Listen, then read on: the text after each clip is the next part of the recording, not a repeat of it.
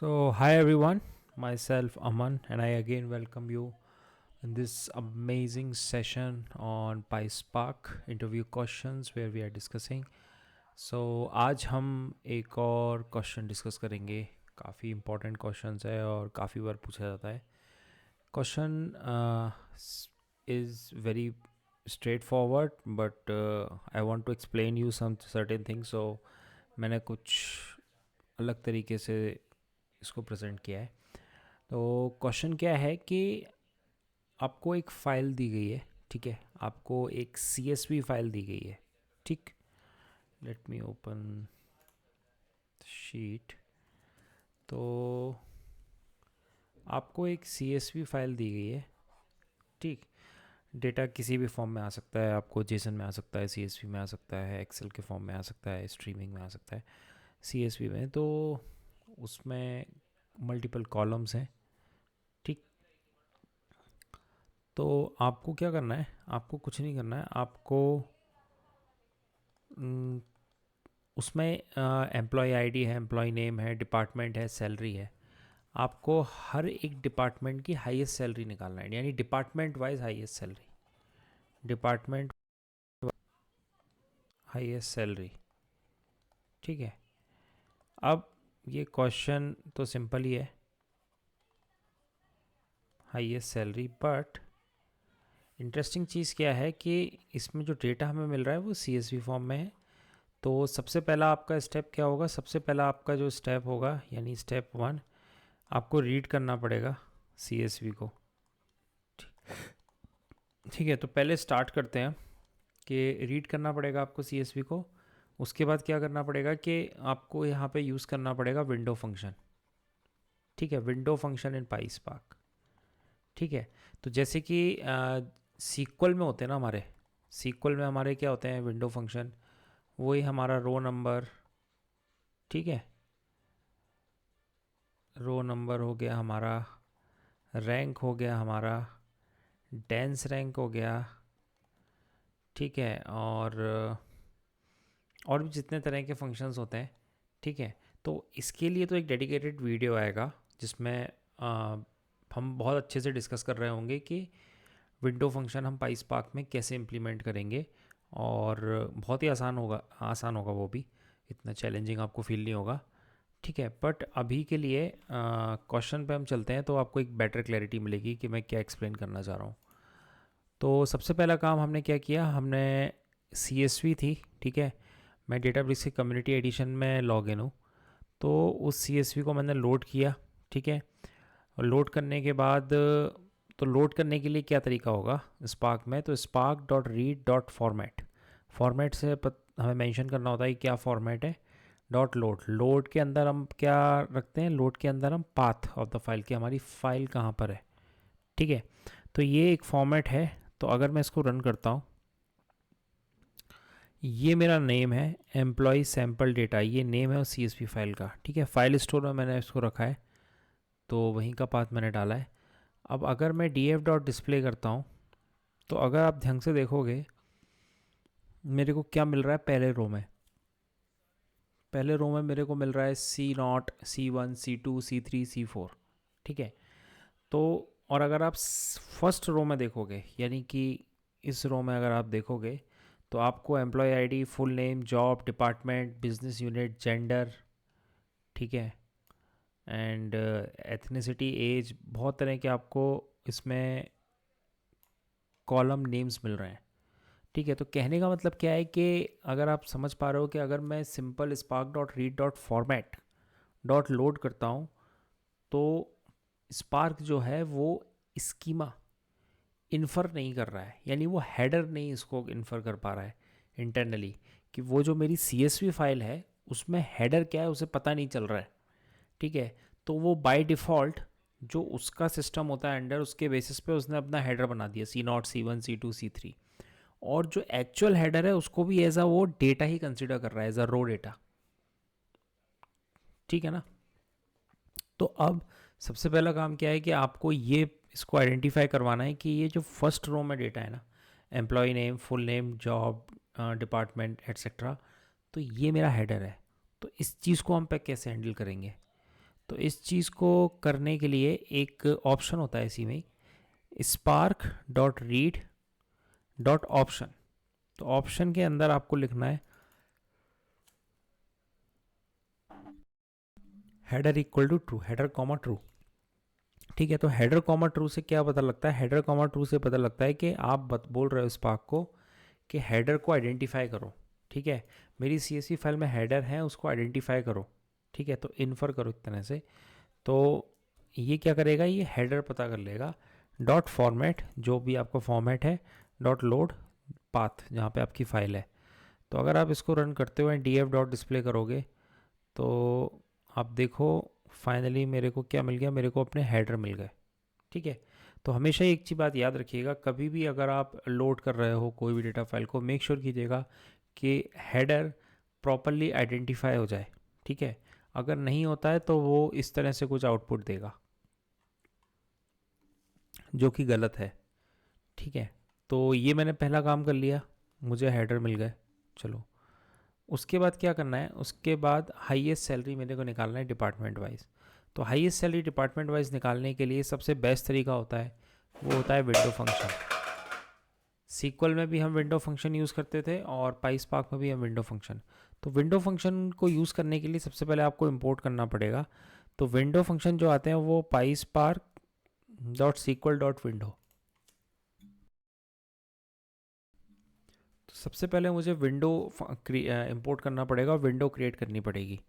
तो क्योंकि हमें डिपार्टमेंट वाइज हाईएस्ट सैलरी निकालनी है तो पहले हमें विंडो क्रिएट करनी पड़ेगी डिपार्टमेंट की। ठीक है ना, अगर आप देखोगे, हमें क्योंकि डिपार्टमेंट वाइज सैलरी निकालनी है तो हमें पहले डिपार्टमेंट की विंडो क्रिएट करनी पड़ेगी। तो विंडो मतलब we have to make a partition, हमें पार्टीशन क्रिएट करना पड़ेगा डिपार्टमेंट कॉलम के बेसिस पे। तो विंडो डॉट पार्टीशन वाई। ठीक है, सबसे पहला काम क्या है, आपको इंपोर्ट करना पड़ेगा from PySpark dot SQL dot window, import करना पड़ेगा। फिर उसके बाद आपको क्या करना पड़ेगा, फिर उसके बाद विंडो डॉट पार्टीशन बाई करना पड़ेगा आपको। पार्टीशन बाई किस पे कर रहे हैं, डिपार्टमेंट पे पार्टीशन कर रहे हैं। Dot order by, order by क्यों किया हमने, क्योंकि हमें हाईएस्ट सैलरी निकालनी है तो हमें डिसेंडिंग में हमें सैलरी को सॉर्ट आउट करना पड़ेगा। तो पहले हमने क्या किया, ऑर्डर बाय सैलरी। अगर हम सिंपल ऑर्डर बाय सैलरी लगाते तो क्या होता, वो असेंडिंग में लेता, यानी small to highest, lowest to highest, right. पर हमें क्या चाहिए, हमें हाईएस्ट चाहिए। ठीक है, अगर हमें क्या चाहिए, हमें हाईएस्ट चाहिए ना। तो हाईएस्ट मतलब अगर हमने सिंपल ऑर्डर बाय लगाया होता, अगर हमने सिंपल ऑर्डर बाय क्लॉज लगा दिया होता तो ये क्या करता, ये असेंडिंग में कर लेता। असेंडिंग मतलब कि लोएस्ट टू हाईएस्ट। लेकिन हमें क्या चाहिए, हमें तो डिसेंडिंग चाहिए। तो हमने यहाँ DSC लगा दिया, तो इसने क्या किया, उसको डिसेंडिंग में कर दिया। ठीक है, इसने क्या किया, उसको डिसेंडिंग में कर दिया। तो ये एक हमने विंडो क्रिएट कर ली। अब क्या होता है, आइडली रिकमेंडेड ये है कि कभी भी अगर आपके डेटा में, जैसे इसमें सैलरी की अगर मैं बात करूँ और एम्प्लॉय आईडी, ये सब यूनिक है अगर मान लीजिए, तो स्पेशली अगर सैलरी यूनिक है, मतलब सबको अलग अलग सैलरी मिल रही है, तो रिकमेंडेड है कि आप रो नंबर यूज़ कीजिए। ठीक है, अच्छा ऐसा क्यों मैं बोल रहा हूँ, तो इसके रिगार्डिंग डेडिकेटेड वीडियो आएगी जिसमें हम row number, rank, dense rank ये सब डिस्कस करेंगे, तो वहाँ पे आपको क्लियरिटी मिल जाएगी। ठीक, तो पहले हमने DF, हमने डेटा फ्रेम का नाम dot with column. With column में क्या होगा, पहला आर्ग्यूमेंट RN। ठीक है, RN मतलब शॉर्ट में नाम दे दिया है। First argument is a name, दूसरा है मेरा रो नंबर, रो नंबर लगा रहा हूँ मैं, ओ डॉट ओवर विन, जो विंडो मैंने क्रिएट करी है। ठीक है, तो इससे क्या हुआ, इससे एक विंडो क्रिएट हो गई मेरी, और ओवर विन विंडो तो क्रिएट हुई, रो नंबर मैंने लगाया। तो ये रो नंबर क्या करेगा, ये रो नंबर रैंकिंग दे देगा, 1 2 3 4 5 सीरियल वाइज रैंकिंग दे देगा। तो अगर आप देखोगे तो DF1 डॉट सेलेक्ट लगाया क्योंकि मेरे को जो रिलेवेंट कॉलम्स हैं वही चाहिए, डॉट डिस्प्ले। अगर इसको मैं रन करता हूँ, रो नंबर यूज़ करने के लिए आपको इसे इंपोर्ट करना पड़ेगा एज़ यूजुअल, तो ये इधर इंपोर्ट किया। तो अगर आप ध्यान से देखोगे इस डेटा फ्रेम में, और मैं राइट हैंड साइड पे मूव कर जाता हूँ, तो मेरे को ये लास्ट एक मैंने कॉलम जनरेट किया RN के नाम से, विच रिप्रेजेंट रो नंबर। तो रो नंबर में क्या हुआ, मेरे को डिपार्टमेंट वाइज पार्टीशन हुआ है। कैसा हुआ है, डिपार्टमेंट वाइज पार्टीशन हुआ है। और अब देखिए यहाँ पे डिपार्टमेंट नल दिख रहा है। अगर मैं नीचे स्क्रॉल करता हूँ तो आप देखो अकाउंटिंग, जैसे अकाउंटिंग है तो अकाउंटिंग में अगर आप देखो 1 से स्टार्ट हुआ है, ठीक है। अब ये कहाँ तक अकाउंटिंग जा रहा है, सीरियल वाइज एकदम इसमें नंबरिंग होती है रो नंबर में, ठीक है। तो ये गया मेरा अकाउंटिंग 132 तक, 132 तक गया। अब क्या हो गया, अब इंजीनियरिंग स्टार्ट हो गया, तो इंजीनियरिंग में से स्टार्ट हुआ 1 2 3 एंड सो वन। तो इस तरह से करके हर डिपार्टमेंट के लिए मेरे को एक रैंकिंग मिल गई, ठीक है। लेकिन अब इसमें प्रॉब्लम क्या है कि जब भी आप रियल वर्ल्ड डेटा सेट पे आप काम करते हो, अगर आप देखोगे इसमें काफ़ी सारी नल वैल्यू है, इसमें काफ़ी सारी क्या है, नल वैल्यू है। और आप डिपार्टमेंट कॉलम में भी देखो, शुरू में अगर इसको हम ऊपर लेके जाते हैं तो यहाँ पे आपको काफ़ी सारी नल मिलेगी। तो अगर आप प्रैक्टिकली सोचोगे तो ये एक तरह से सही डेटा नहीं है, मतलब थोड़ा ये करप्ट डेटा है, राइट। क्योंकि ये मेरे को ट्रू पिक्चर नहीं दिखा रहा है। यहाँ पे जैसे कि आर एन, तो ये क्या कर रहा है, ये नल को भी एक डिपार्टमेंट कंसीडर कर रहा है। फिर इस कॉलम में भी मेरे को नल दिख रहे हैं, एम्प्लॉय आईडी भी नल दिख रही है, फुल नेम भी। तो मुझे क्या करना पड़ेगा, मेरे को इस नल को हैंडल करना पड़ेगा, ठीक है। अब नल को हैंडल करना पड़ेगा। अब एक तरीका ये होता है, तो हैंडल करने के लिए मैं क्या करूँगा, तो एक तरीका तो ये है कि मैं अभी के लिए, क्योंकि हम इस एग्ज़ाम्पल में इसको मैं और कॉम्प्लेक्स नहीं करता हूँ, सिंप्लीफाई करने के लिए हम क्या करेंगे, हम नल को हटा देंगे, ठीक है। अगर मैं नल को हटा दूँ तो मेरा काम बन जाएगा, ठीक है। अगर जिन जिन कॉलम में जहाँ जहाँ नल है उनको अगर मैं रिमूव कर दूँ तो मेरा काम हो जाएगा, ठीक है। तो मैं क्या करता हूँ, मैं इधर यूज़ करता हूँ वैन कॉलम, वैन फंक्शन का। तो वैन बेसिकली करता क्या है, अगर आप देखोगे इंपोर्ट अपन ने एज यूजुअल किया, तो वैन क्या कर रहा है, अगर आप देखो D F dot select van हर एक कॉलम पे, तो वैन का फर्स्ट आर्गुमेंट क्या यूज़ कर रहा हूँ, इज़ नॉट नल। अगर आपका एम्प्लॉय आईडी नल नहीं है तो क्या करो, एम्प्लॉय आईडी को कंसिडर करो, ठीक है। वैन से क्या समझ में आ रहा है ये फर्स्ट स्टेटमेंट से, कि when your column employee ID is not null, अगर आपका एम्प्लॉय आईडी कॉलम नल नहीं है तो कंसीडर करो आप, सेकंड आर्ग्यूमेंट में क्या लिखा हुआ है उसको हम कंसीडर करेंगे एम्प्लॉय आईडी को। एलियासिस तो मैंने नेमिंग दे दिया है। उसी तरीके से जब आपका when column full name is not null तो आप कंसीडर करो क्या, फुल नेम। ऐसे ही जॉब के लिए किया है, डिपार्टमेंट के लिए किया है, और बाद में इधर यूज़ किया है हमने dot N A dot drop. तो ये क्या करेगा, ये एन ए डॉट ड्रॉप क्या होगा, जिन जिन कॉलम में मेरे को अगर नल दिखता है तो उसके करस्पॉन्डिंग पूरी रो को ये हटा देगा, ठीक है। जस्ट फॉर एग्जांपल, अगर मान लीजिए मेरे को एम्प्लॉय आईडी में यहाँ पे नल दिखा तो ये रो पूरी हट जाएगी। मेरे को यहाँ पे जॉब में नल दिखा तो ये रो पूरी हट जाएगी। मेरे को यहाँ डिपार्टमेंट में नल दिखा तो ये रो पूरी हट जाएगी, ठीक है। अगर आप स्क्रॉल करते हो और तो जैसे मेरे को यहाँ पे दिख रहा है तो ये रो पूरी हट जाएगी, ये 3 रो पूरी हटेंगी, ठीक है। तो basically in subset of columns पे लगाया है वो नल चेक, एम्प्लॉय आईडी पे लगाया है, फुल नेम पे लगाया है, जॉब पे लगाया है, डिपार्टमेंट एंड सैलरी पे लगाया है। यहाँ पे आप ऑप्शन डिफाइन कर सकते हो कि आपको किन किन कॉलम्स पे लगाना है, तो सबसेट करके होता है ऑप्शन, उसके अंदर आप डिफाइन कर सकते हो। तो अगर मैं इसको रन करता हूँ तो क्या होगा, D F one dot display. तो अगर अब आप ध्यान से देखो तो आपको पूरे नल हटे हुए दिखेंगे, ठीक है, आपको नल कहीं नहीं दिखेगा। आप इसको एक तरीके से चेक कर सकते हो कि यहाँ पे जो नंबर ऑफ़ रिकॉर्ड्स हैं वो कितने हैं, 1262 रोज़, ठीक है, 1262 रोज़। और अगर आप यहाँ देखोगे तो 1099 रोज़ है। इससे क्या समझ में आ रहा है कि मैंने नल रिमूव कर दिया है। बट इसमें क्या है कि इसमें एक प्रॉब्लम भी आ गई है, ठीक है, जो हम इस सेशन में डिस्कस नहीं करेंगे। प्रॉब्लम क्या है आप मेरे को बताओ, अगर आपने नल रिमूव किया, मान लीजिए, मान लेते हैं कि इस कॉलम में इधर पे मेरे को नल था, एक बार को मान लेते हैं सिर्फ जॉब में ही नल था, सैलरी में नल नहीं था, मैं सैलरी पे नहीं लगा रहा हूँ, ठीक है। आपको नहीं लगता कि जब आपने इधर एन ए डॉट ड्रॉप लगाया तो उसने क्या किया कि इसके कारण पूरा रो हट गया, तो अल्टीमेटली मेरे बहुत सारे डेटा पॉइंट चले गए ना। ठीक है, मुझे तो सिर्फ इसको हैंडल करना था, लेकिन इसको हैंडल के चक्कर में मैंने काफ़ी सारे डेटा पॉइंट लूज़ कर दिए। ठीक है, तो उस चीज़ को कैसे हैंडल करते हैं ये हम आने वाले अपकमिंग सेशन में देखेंगे। पर इस सेशन में मेरा ऑब्जेक्टिव वही था कि आप, अभी हम क्या करते हैं, अभी हम नल को रिमूव कर देते हैं। ठीक है, तो नल को मैंने रिमूव किया, मेरे को अब बहुत क्लीन डेटा मिल गया। ठीक है, अब क्लीन डेटा मिल गया है तो अब मेरे लिए ये क्वेश्चन एकदम यूनिफॉर्म हो गया है कि मेरे सामने एक डेटा फ्रेम दिया हुआ है, एक क्लीन डेटा दिया हुआ है, अब मेरे को डिपार्टमेंट वाइज हाईएस्ट सैलरी निकालना है। तो अब मैं वही चीज़ करूँगा कि विंडो फंक्शन मैंने इंपोर्ट किया, फिर row number colon when import किया, रो नंबर वैन की यहाँ पे कोई अब रिक्वायरमेंट नहीं है। ठीक है, और मैंने रो नंबर लगाया, फाइनली मैं इसको रन कर रहा हूँ।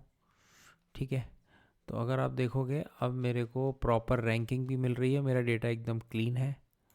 ठीक है, तो ये मेरा डिपार्टमेंट वाइज मैंने पार्टीशन किया है, ऑर्डर बाई मैंने किया है सैलरी पे डॉट DSC डिसेंडिंग ऑर्डर में, यानी कि उस डिपार्टमेंट में सबसे टॉप पे हाईएस्ट सैलरी रहेगी। जैसा कि आपको देख लो हाईएस्ट सैलरी है, उसकी रैंकिंग 1 की गई है। ठीक है, ऐसे ही हम किसी अगले डिपार्टमेंट में चलते हैं, स्क्रॉल डाउन करते हैं। ठीक है, इंजीनियरिंग आया, जैसे इंजीनियरिंग कहाँ पे से स्टार्ट हुआ, ओके तो इंजीनियरिंग यहाँ से स्टार्ट हुआ है। तो अगर आप देखोगे ये हाईएस्ट सैलरी मेरे को मिल रही है, उसकी रैंकिंग 1 कर दी है। अब मेरे को क्या होगा, मेरे को अगर हाईएस्ट सैलरी पूछा गया है तो मैं क्या करूँगा, मैं सिर्फ फिल्टरिंग कंडीशन लगाऊंगा जहाँ पे RN इक्वल टू 1 होगा। तो जहाँ पे RN इक्वल टू 1 होगा वो मेरे को रो फैच करके दे देगा। ठीक है, तो लास्ट स्टेप मैं वही करने वाला हूँ, मैंने फ़िल्टर लगाया फंक्शन का यूज़ करके, जहाँ पे आपका RN इक्वल टू 1 है तो वो मेरे को आप रोज़ फैच करके दे दो। तो अगर आप देखोगे मेरे को 7 रोज़ दिख रही हैं यहाँ पे। ठीक है, यानी कि हर डिपार्टमेंट की मेरे को हाईएस्ट सैलरी मिल गई, जिसमें एम्प्लॉई आईडी है, फुल नेम है, जॉब है, डिपार्टमेंट है, सैलरी है। और अब क्योंकि हमें हमें ये RN भी नहीं चाहिए एक्चुअली में, तो आप क्या कर सकते हो, फ़िल्टर करने के बाद आप करो सेलेक्ट कर लो आप। तो सेलेक्ट में क्या कर सकते हैं हम, एम्प्लॉय आईडी, तो मैंने कॉल किया क्योंकि हमें RN नहीं चाहिए, बाकी कॉलम्स हमें चाहिए। Full name,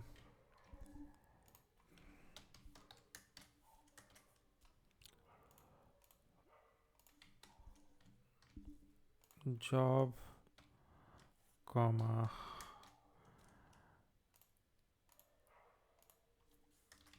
department, comma call, salary. ठीक है, and I will use dot display.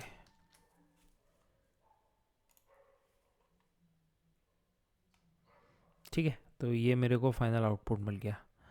तो उम्मीद करता हूँ ये आपको डिस्कशन समझ में आया होगा कि हम रीड कैसे करेंगे कोई CSV फाइल को, फिर उसके बाद हम नल को कैसे हैंडल करेंगे।